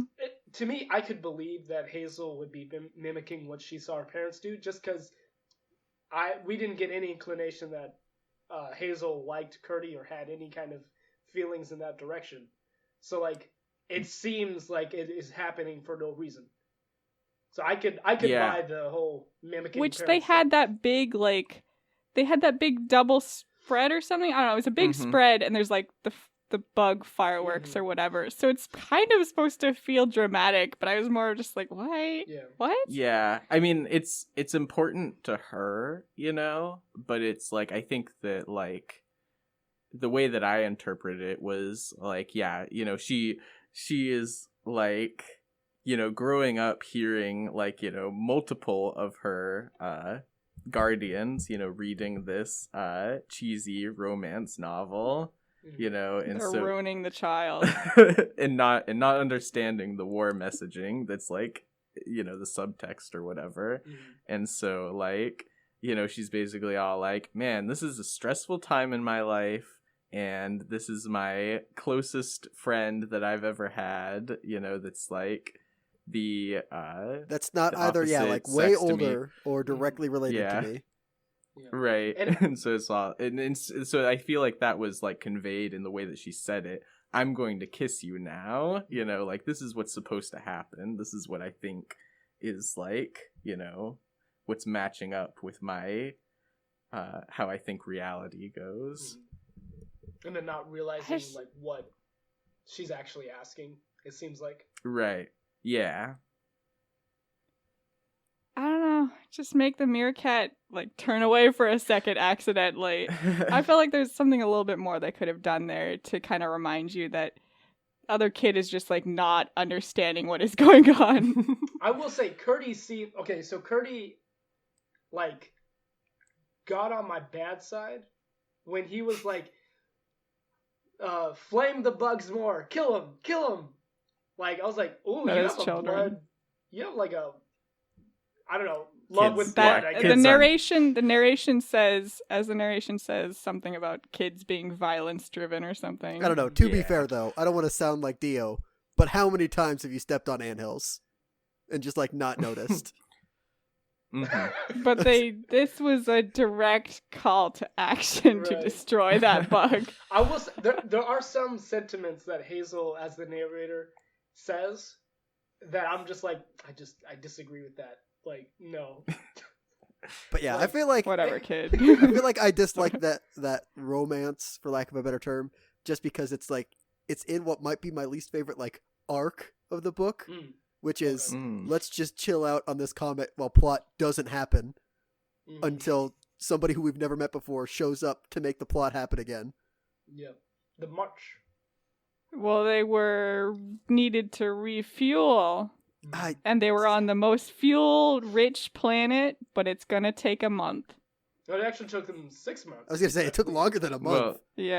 Well, yeah, no, but I'm sure that they had enough to blast off. I think that they Really? I thought that they weren't able to blast off. They were still like, oh, we got to go over there and check out if that place's fuel has a lot of fuel. Isabel, go do that. That's because Robot had the same motivation I did. It's like, we need to have this plot get going again.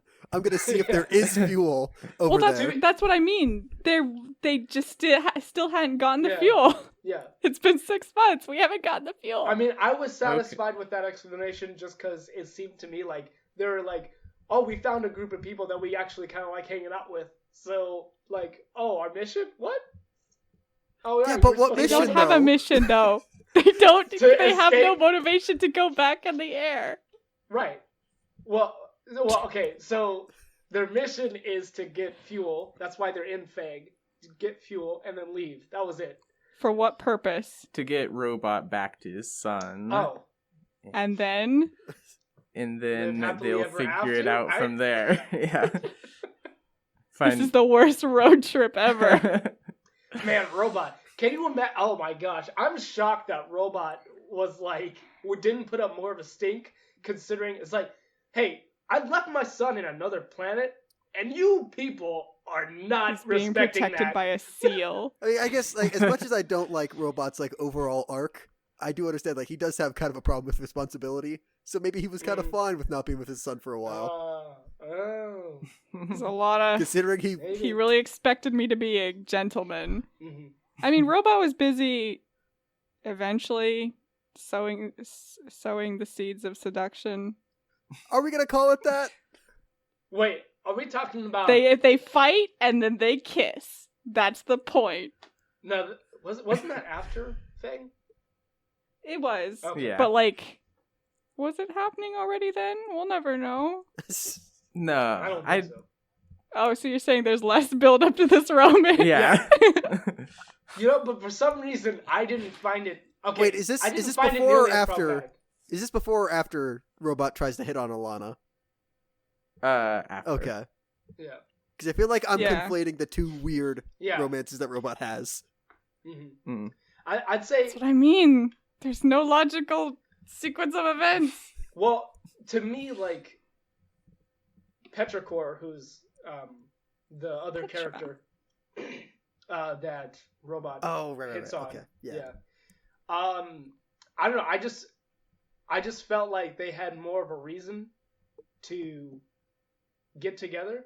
But I guess, like... I mean, they both really want to sleep with somebody. That was... I mean, that is technically fair, a motivation, so I can't fault them for But that. then suddenly they were going to start a new life together, I guess. Mhm. Well, hey, never mind. I'm not gonna... I mean, I can say, like, it's very, you know, a spell where you can change your appearance completely or just a new person, new beginnings. I think that is a very compelling thing to go after. Oh my god, that would have been some interesting stakes for the entire story for Marco and Elena. Mhm. Oh. I don't know. What, if they I mean, took the... they pretty potion? much, they quickly turn it down, I'm sure. Yeah. But that would have been something interesting to see them struggle with for longer, I guess. Mhm. Because I feel like Robot and Petra are more quickly to go, yeah, let's do that. Yeah. And then also be like, oh my god, are we doing this Mhm. for longer? Mhm. Struggling with it. But yeah, I mean, I'll have this new romance, it's exciting, but also you have the chance to completely start over your life. Kinda Mhm. taking you in, like, even if this relationship doesn't survive, I still get a new body, Right. new life. They would turn into one of those fish people. Oh yeah. Fish people. Mhm. Didn't they say they were something else? They're like, we're lizards or something. Huh. I don't know. You're asking me to remember something too specific from this book. Did just read this yesterday, that part. I gotcha. I must say, like, if you had the entire day free to read this book, you can get through much of it. Yeah. Definitely. I read it in 2 chunks. Mhm. So, Yeah, pretty much me too. nah.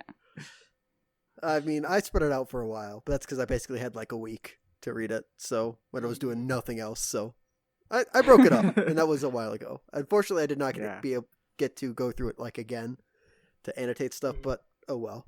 Yeah. I mean, hey, I guess that does give like a little bit like further credence to like pacing problems though. Like, you know, me and Shwenta just like blasted through it all at once, but You could be like, maybe the story wasn't meant to be read in 2 chunks. Yeah. I mean, for me, like, reading it in 2 chunks would have been better because it's just a lot to remember. And so I definitely forgot stuff. Oh, yeah.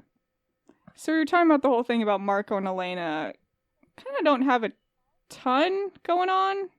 Get back Hazel. Mhm. Goal. I don't know. I think we were saying that the side characters have a lot more going on at times with the motivations and like backstory and kind of get their whole thing. I mean, Elena and Marco are kind of supposed to represent larger issues, right? Like the issue between the horned and the winged people. Mhm. But also I think it's just, well, actually, I think I said it already. It's because it's such an ensemble cast. New characters constantly being added. Old characters, which we have to keep alive until we don't keep them alive. And we're constantly building on them. So there's just a lot to like have to try to do in, frankly, like not a lot of issues. for this huge cast. Yeah. Gotcha. And yeah, I guess, yeah, that's something, like, I've been trying to, like, piece together what I think about this is, like, you know, I think that the problem is that it's because, like, other than Alana and Marco, a lot of the other characters have, like, you know, wants and needs. Like, even, like, you know, the Brand, she, you know, wants to get the Will back alive because, you know, she cares about him. She's his sister. You know, so everybody has, like, you know, a pretty clear, like, goal, even if it's a short-term goal, but it's not always clear, you know, when those people are, yeah, going to continue that goal, or if they're going to just fail in that goal and essentially die. Yeah. I think, yeah, I just like briefly brought it up before, but the Brand and the Stalk dying and then just becoming sort of angel and devil on the Will's shoulders. I don't know. I guess he does kick that towards the end, right? When he has to become the servant to the mole Yeah, I mean, he had to detox. lady. So. Yeah. Yeah. One way to really sharpen your mind. Drop and give me 100. I assume that he's able to do that. Well, he is now. Sure, Yeah. it wasn't fun. Yeah.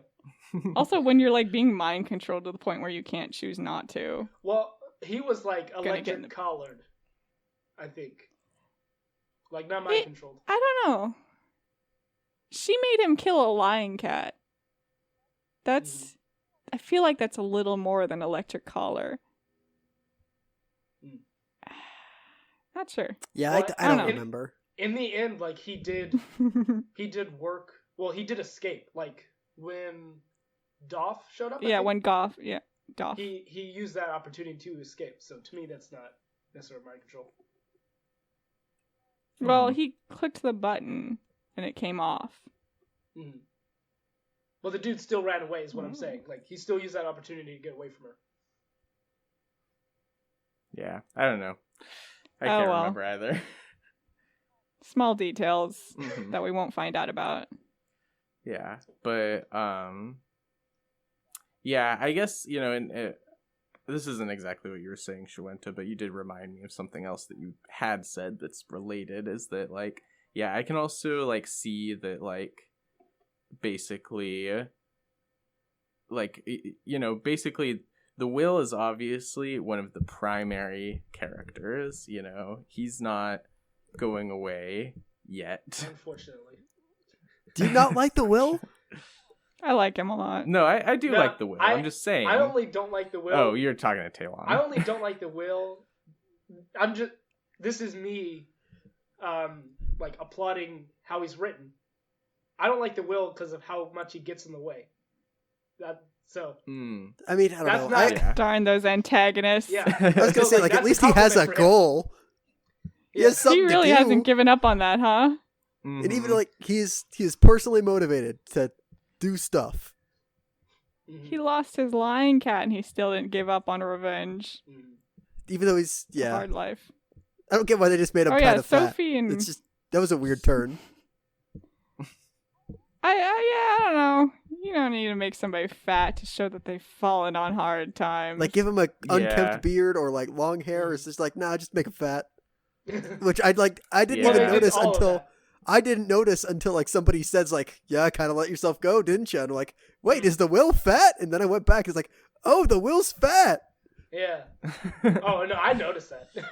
That was like, whoa. it was a little bit hard to tell, but yeah, it was there.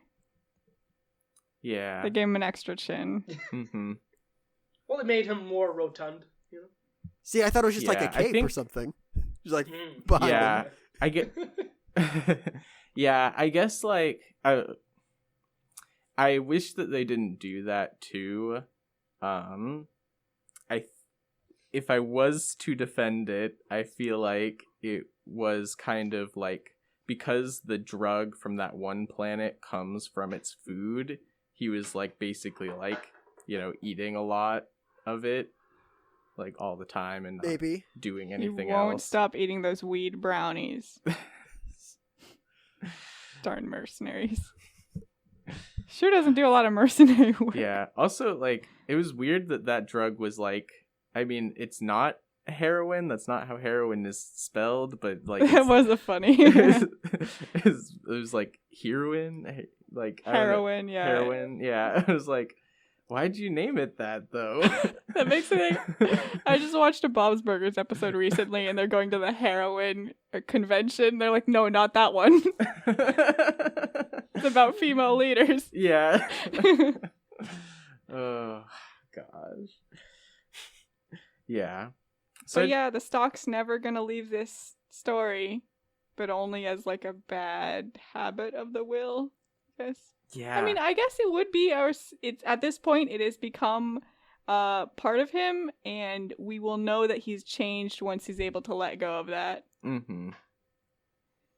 Yeah. And I think it's interesting too that, like, you know, like, because it's the drug is supposed to show you your first love, but he, like, even, like, through his, like, you know, hallucination, I think he says at some point, like, or maybe it's the brand hallucination, I don't know which one, says something about, like, you know that, like, you didn't even really love each other or something. Mm-mm. And it's just like, yeah, I feel like, you know, I really want to see him be able to, like, work through that too, you know, and, like, maybe, like, the last time that he uses the drug, you know, it's like Gwendolyn or something. I will say that knowing that about it, that his connection to the stock is in question, did make me feel kind of like his revenge was for nothing. I don't know why you would do that for someone you weren't close to, you know?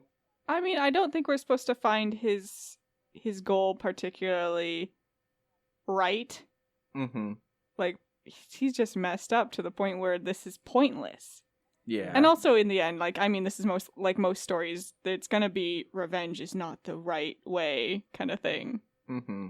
Yeah, I mean, it's like, because, you know, it's kind of supposed to mirror the war, you know, in it, you know, with a lot of these side characters, Robot included, you know, where it's like basically the you know, you get so caught up in these personal tragedies that happen in your life that you, like, you know, it's all you can think about. See, that thing with the squire, I really liked. So I talked about briefly, I liked Gus and the squire going out and trying to hunt that monster because they need food. Mm-hmm. Also, how was, like, Gus surviving before this? Don't worry about it. They're just gonna eat friendo at this point. But they go out there, and I think Squire goes, you know, he's asking about his dad and whether his dad did bad things in the past. And Gus says, you know, he's born into a war. You know, nobody wants to kind of do this kind of stuff. Nobody is born wanting to do this stuff, pretty much. And I like what the Squire says, where it's like, but everybody's been born into this war. Like, you're not special. And so is that a proper validation of the horrible things you've done? So. Yeah. So it's always the side characters, or they say something, I'm like, yeah, this is what the story should be about. Yeah. It is, I guess, yeah. Basically, the more I think about, like, you know, the things that you and Jake liked and the things that you had problems with, you know, the more that I, like, understand them, but I think that I'm willing to still look past them. Yeah, you like the good parts enough where it's like, yeah. That's okay. Yeah, because it's like, you know, I like the side characters too, you know, and I'm just willing to, like, let it be that they push the plot along, because it's like, you know, basically, get out of the way, Alana, get out of the way, Marco. Yeah, because it's like basically, you know, a lot of times in, I don't know, life stories, whatever, you know, there are just things that are outside of your control that do happen, you know, and then, like, and those events happened because of other things that other people couldn't control, and so it's just like I appreciate the domino effect of a lot of these stories and how like things intertwine, and how half the time Alana and like Marco don't even know that this thing is happening elsewhere, which is going to eventually catch up to them. Yeah, kind of thing. Yeah, we've sent another mercenary on your trail. Yeah, like I mean, I think it was like most apparent and almost a little bit annoying because it felt a little pointed out that like when the robot and what's his Marco, I was just forgetting who he was teamed up with. Robot and Marco like, are fighting against the robot kingdom that had like shown up to like take him in. Oh yeah, the spaceship battle. Yeah, the spaceship battle. And then they like hopscotch, that's what they call it. They warp away. But then the on the planet that they were trying to get to, the icy planet, the revolution people hopscotch too. And then so they meet each other, and it's like, yeah, just that, like, those twisting of the plot lines. Oh my god. So we were saying that is this story the Odyssey? And I just realized it's called Saga. Yeah. Gosh darn it. Yeah. So it's a saga? Yeah. Okay. It definitely is. I almost said that, and then I was like, nah, I don't need to say that. Okay, what is a saga? Other than, like, the sense of, like, a series of things. I mean, that's what it is. Yeah. Oh. It's just gonna be a series of things. Gotcha. Mm-hmm. Yeah, a long series of events that lead to an end. Gotcha. And 54 Yeah. more issues, I guess. Yeah. I also this might be like just like, a nitpicking question without meaning to be, but is an Odyssey a thing or is it an epic? I don't I think those know. are two different things. There's, I mean, an epic. No, at this point there is an Odyssey, I'm pretty sure. Okay. Because there's so many people who have, like, mimicked that style of a specific journey. Gotcha. Okay. Cool. I'm glad that question wasn't just like you might be saying the wrong word. Yeah. I mean, I wanted to call it Odysseus for some reason. Well, that's the character in the Yes. Right. Yeah. The man who stars in the Odyssey. Yeah. Partially. Yeah, at the end of the day, man, I've said it before, but I'm going to say it again. I can see why people like this book, and I can see why you, Cody, like this book. It's just not for me. That felt like a pointing at the screen, like, I can see why you. I mean, he said it was his favorite. I can't just, like, not mention. Yeah. Isn't it one of your favorites too, Talon? Like, you guys are talking about, like, your Yeah. favorite creator-owned series, and you both, like, were fighting for Saga. So Yeah. I will say I have a change in that assessment after reading this again. Oh yeah. Because the sexual scenes like were just way too much for me. Like it got on my nerves how like littered throughout this story it is. And so that enough for me was Interesting. like, no, okay, I'm not. This is no longer my favorite.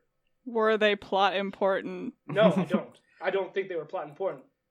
So therefore, Probably not, yeah. they Yeah. should be there. That's fair. This Is real life. We're gonna force you to watch this married couple sleep together. They had a great time. Mm-hmm. Good for them. But yeah, as a supplement to that, I will still probably pick up the 55th issue just to see if Marco actually dies or not. Gotcha. I was relying on Cody to relay that information to us. Well, now you have two sources. Yeah. Would I pick up the next issue because Marco's dead? Nah. Elena's still Not even to alive. see him die? Sorry, girl. I already saw him die. It was cool when the will killed him. I mean, so like the whole thing with the will, going back to it, where it's like, oh, it's a story of revenge, and like how revenge is not the way. And it just like it's a vaguely compelling premise to his character arc. But it was only enough to make me go, man, I should go read Vinland Saga, which is about that. Which is about violence is not the way. And revenge is not what you should base your life on, as told from the perspective of someone starting out as a child and growing up into a young adult. I want to go read it now. So we should talk about art a little bit, right? Yeah. Let's like vaguely discuss the art. Yeah. It's fine. Fiona Staples, you know. I mean, she does all of the Opposite of a fan here. opposite of a fan. I will say. Oh, there you go. I was gonna say, like, when they rebooted Archie, they're like, we got Fiona Staples for this, and I saw the cover, I was like, no. Oh no. Man, yeah, that's interesting. I think I've only seen the cover. Maybe I've seen some panels, but that's like the primary image, you know, that I've seen. Wait, are you talking about the Archer comic? Saga's covers are pretty good. Ooh, yeah. I do especially like the covers, you're right. They have some really good ones. Yeah, the Archie reboot, they had Fiona Staples do the cover or whatever. I thought Wait, you just said the cover Archer. or So I was like, wait, Archer? Okay. Wait, what'd you say, Jay? did they have her do just the cover or the art for the book as well? Some of the art for the book, and then they switched out with other artists, and then from there they did other artists again. Oh, okay. Do you mean... Because they're really trying to make Archie new, and we're not going to use that cartoony style anymore. This is rugged Archie. Veronica is destroying the community center, but we still love her It's somehow. new and hip, just like Riverdale. Okay, so are you talking about this cover where, like, Archie is in front of Pops? Or this one where... He's smiling big, you see his pearly whites, Yeah. he's got his coat over his shoulder. And then issue number 2 where... I can't remember whatever her name is. She's, like, in front of a mirror. It's Betty Yeah. or Betty Veronica. Betty. This is Betty. I don't think I've seen that one. I've only seen the first one, and it's because I was given the book. Thank you to that person. I will say, like, the covers I think are awesome. Love to hate it. I love this cover. But I can see where, like, if you love original Archie art, like, I can see why you wouldn't like That's this. true. I am a very big fan of original Archie art, but there's a lot of comic artists I like. I think Fiona Staples' style in general is very flat. It does best when it's, like, from far away, but it's also, at times, the backgrounds are really, like, I thought I liked painted backgrounds with strong line art figures. I don't know. In the beginning, like, some of the backgrounds were just really not there, but I think towards issue 40 or so, I was like, okay, the art's starting to really, hold its own. But I think the sense of depth in a lot of them, I don't know, just because there's a lot of strong lines. When they are forced to do very non-organic backgrounds are when I think it suffers the most, because there's a lot of reliance on, like, the straight line tool. And so it's just straight line, which is very distracting. Everything's always very crisp, too, in some of the panels. I, like, stopped for a moment to, like, observe the art in some panels. So maybe it's not true for the entirety of the book. But, Straight back. I hate that panel. Sorry. No, it's okay. It's the one at the beginning of issue 22. Why you gotta talk about farts all the time? Wait, are you talking about Yeah. Saga now? Yeah. Oh. Yes. I was talking about Saga in general. Yeah. This is not the Archie episode. Yeah. God, I should make you guys read the horrible reboot of Archie, in my opinion. Wait, is that the one with the Archie zombies?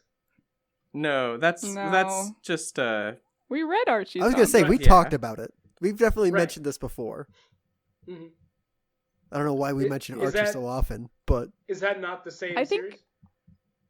No, not at all. It is like kind of a alternate universe of it, I think.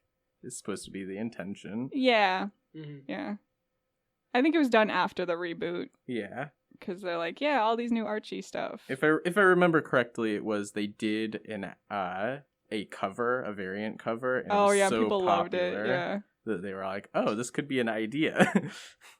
I mean, they have, like, Vampire Veronica. That's another one. Oh yeah. I don't know if that was popular or not. It was kind of okay, that one. It was weird. especially. I mean, Veronica's kind of just taking down everybody. Anyway, Saga. Yeah. I don't know. I see what you're saying. Kind of. Oh my gosh, I forgot about this. It's mostly the faces. Because I like Robot. When Robot's around, I really like the figures, and I think he's drawn pretty well. But it's the faces. Like sometimes the expressions Alana makes are really like unappealing, in my opinion. I couldn't tell why though. I don't know if it was whether because they love to draw the gum line, which usually looks like a chimp baring its teeth. Like you shouldn't be able to see your gums most of the time. Oh. I don't know. There's something about the teeth.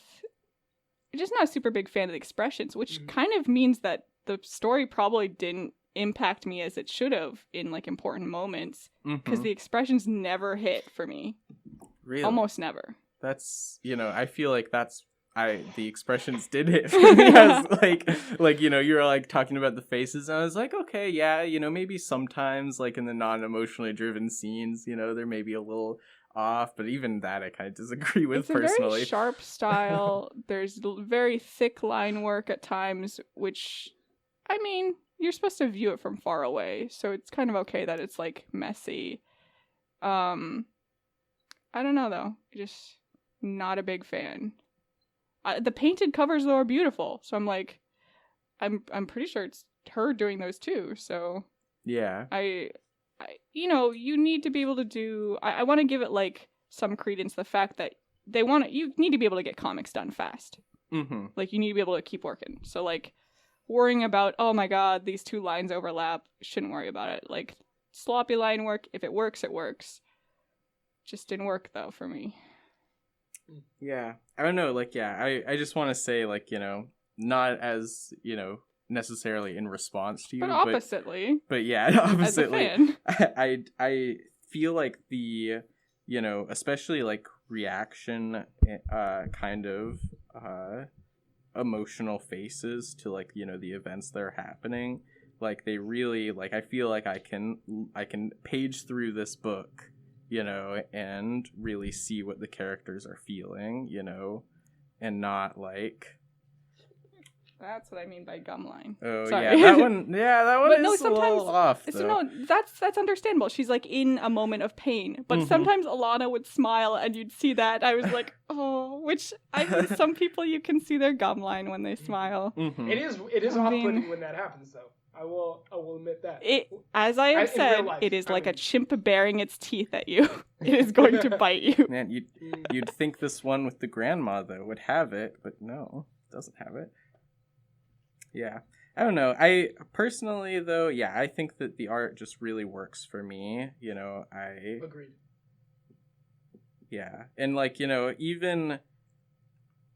there... Because I wonder how much I'm being, like, colored by my like of the story, though, because, like, I do kind of see some, like, I don't know, like, you're talking about, like, heavy line weight Shuenta and, like... That's the thing, though.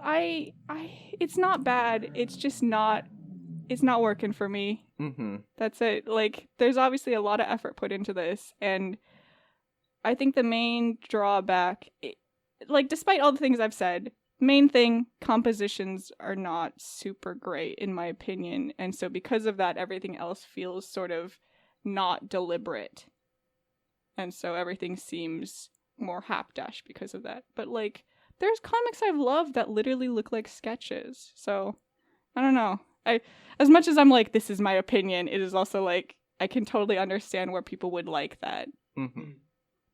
Just doesn't work for me though. That's fair. Now, I will say, I am not technically savvy on art, so I can't give what I would want to give, which is an in-depth analysis of why I enjoy this art. But you like it, right? Yes. Okay. One of these days, I'm going to figure it out. Yeah. I'm going to watch enough art YouTube videos. Mm-hmm. Yeah, or maybe take a class, maybe. Mm-hmm. Jake. Contrary to Talon, I am satisfied with my level of art knowledge, and I think this was fine.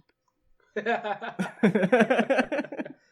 always good when you're in a bookstore and you see a book, you go, that's fine. Yeah, I mean, I will say, like, the like the covers. Covers were good.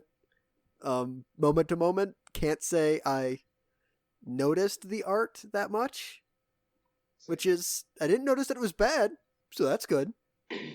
Yeah. Okay. I mean, that's all you can hope for in a comic, really. It's Mhm. taking you somewhere. It doesn't know where it's taking you in this case, though. Yeah. Now I want I'll you guys actually- to read Low, because now I want your opinions on it. Because that book, Low was not good enough in my opinion, but I mean, I don't know. I guess maybe I don't know the two what of you're you- talking about. Yeah, I've it's- got to it's look this just- up now.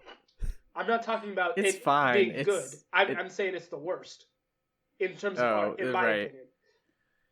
Right. Yeah. And now I want you guys Okay. Talon's least favorite that we've covered on the show.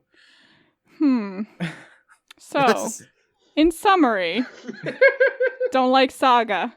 yeah, it's just not for me. In summary, for me, I still very much like it. And actually, real quick on the art, I was also gonna say, because like, you know, obviously you, without looking it up, there wouldn't be any context in the book. But I also appreciated that Fiona Staples was a close enough like collaborator in this particular collaboration where it wasn't just like all like scripts and like, you know, doing exactly what Brian K. Vaughan said.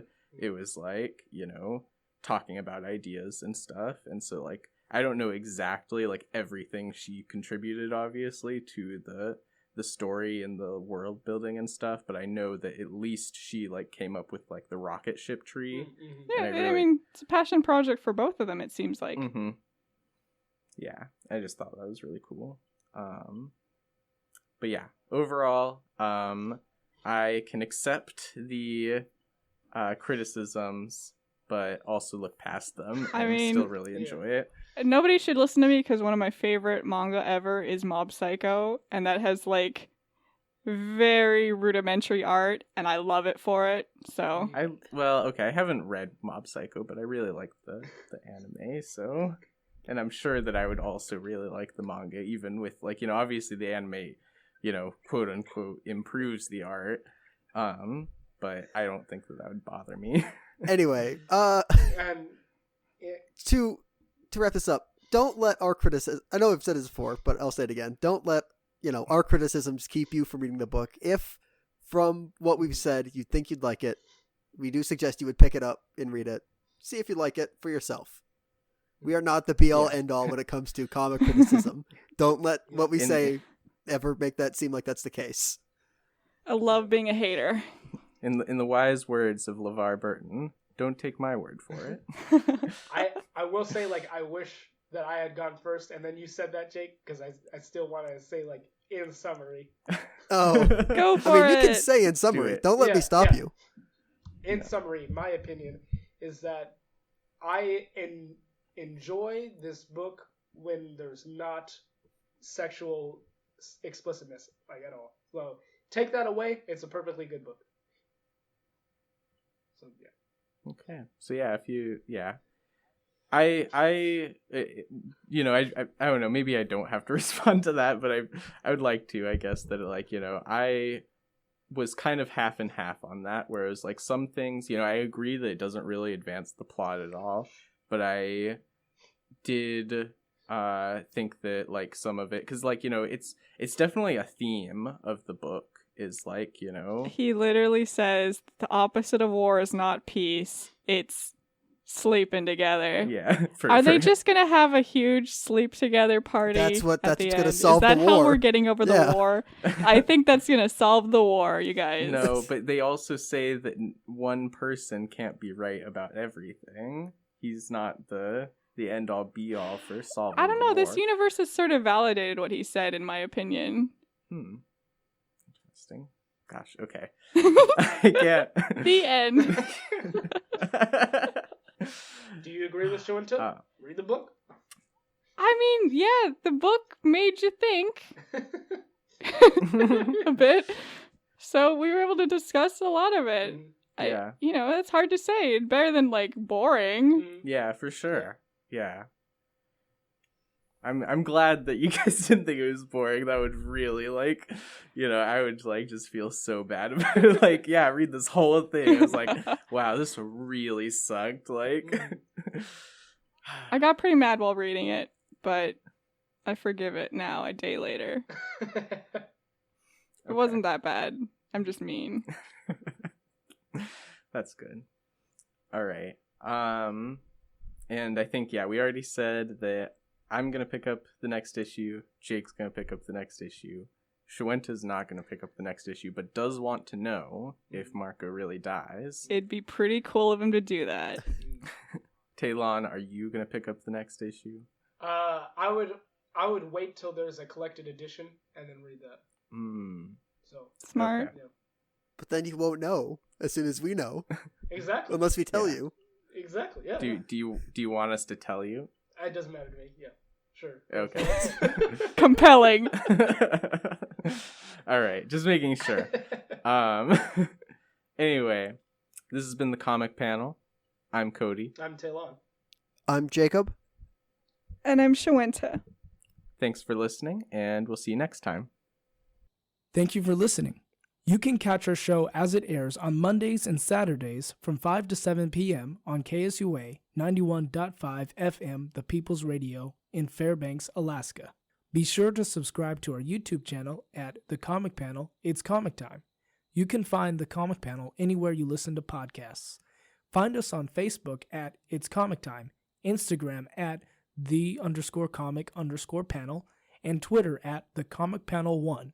There, you will get updates on when we air on KSUA and when an episode is uploaded to YouTube and to the podcast. Have a great rest of your day.